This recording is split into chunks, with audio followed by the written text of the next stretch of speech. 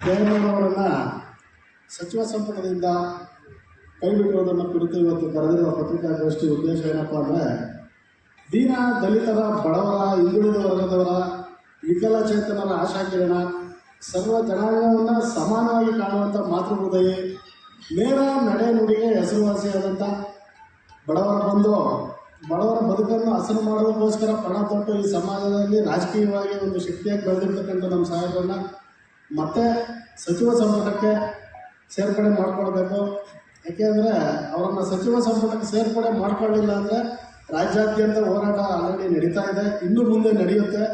ಅವರನ್ನು ಕೈ ಬಿಟ್ಟಿರೋದು ಇದು ಪಕ್ಷಕ್ಕೆ ಹಿನ್ನಡೆ ಮತ್ತು ನಮ್ಮಂಥ ಎಲ್ಲ ಹಿಂದುಳಿದ ವರ್ಗಗಳಿಗೆ, ದೀನ ದಲಿತರಿಗೆ, ಮತದಾರರಿಗೆ, ಕಾರ್ಯಕರ್ತರಿಗೆ ಇದು ನಷ್ಟನೇ ಹೊರತು ಅವ್ರಿಗೆ ನಷ್ಟ ಅಲ್ಲ. ಅವರು ಅವ್ರ ಕೆಲಸ ಏನು ಬೇಕಾದ್ರೂ ಮಾಡ್ಕೊಂಡು ಹೋಗ್ತಿರ್ತಾರೆ. ಆದರೆ ನಮ್ಮಂಥ ತಳ ಸಮುದಾಯಗಳಿಗೆ ಬೆನ್ನೆಲುಬಾಗಿ ನಿಂತಿರ್ತಕ್ಕಂಥ ಅಧಿಕಾರ ಇಲ್ಲ ಅಂದಾಗ ನಮ್ಮೆಲ್ಲರಿಗೂ ಧ್ವನಿ ಇಲ್ದಂಗೆ ಆಗುತ್ತೆ, ನಮ್ಮನ್ನು ಕೇಳೋರೇ ಇಲ್ದಂಗೆ ಆಗ್ತಾರೆ. ಆದ್ದರಿಂದ KNR ಅಂದರೆ ಅವರು ಒಂದು ವ್ಯಕ್ತಿ ಅಲ್ಲ, ಶಕ್ತಿ. KNR ಅಂದರೆ ಅದು ಬರೀ ವ್ಯಕ್ತಿ ಅಲ್ಲ, ಅದೇ ಒಂದು ಪಕ್ಷ ಇದ್ದಂಗೆ. KNR ಅಂದರೆ ಬರೀ ವ್ಯಕ್ತಿ ಅಲ್ಲ, ಅದೊಂದು ವ್ಯವಸ್ಥೆ.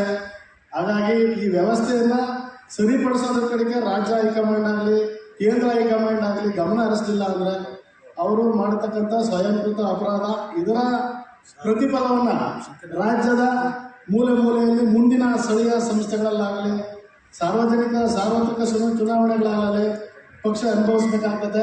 ಆದ್ದರಿಂದ ಇದನ್ನು ಮನಗಂಡು ನಮ್ಮ KNR ಸಾಹೇಬರವರನ್ನು ಮತ್ತೆ ಸಂಪುಟಕ್ಕೆ ಸೇರ್ಪಡೆ ಮಾಡಿಕೊಂಡು ಅವರಿಗೆ ಗೌರವತೆಯನ್ನು ನಡೆಸ್ಕೋಬೇಕು. ಅವರನ್ನು ಯಾರೇ ಆಗಲಿ ನಿರ್ಲಕ್ಷ್ಯ ಪಡಿಸೋದಾಗಲಿ, ಅವ್ರನ್ನ ತುಂಬ ಕಳಗಣನೆ ಮಾಡೋದಂಥದ್ದು ಯಾವುದೇ ಪಕ್ಷ ಆಗಲಿ, ಅವರೆಂಥ ದೊಡ್ಡ ವ್ಯಕ್ತಿ ಆಗಿರಲಿ, ಅವರು ಇದನ್ನು ಮುಂದಿನ ದಿನಗಳಲ್ಲಿ ಭಾಳ ನಷ್ಟ ಅನುಭವಿಸ್ತಾರೆ ಅಂತ ಹೇಳೋದಕ್ಕೆ ನಾನು ತುಂಬ ಇಷ್ಟಪಡ್ತಾ ಇದ್ದೀನಿ. ಈ ಮಾತಾಡೋದು ಅವಕಾಶ ಮಾಡಿಕೊಂಡು ನಮಗೆಲ್ಲರೂ ಓದಿಸ್ತಾ ನಾನು ಮಾತು ಮುಗಿಸ್ತಾ ಇದ್ದೀನಿ.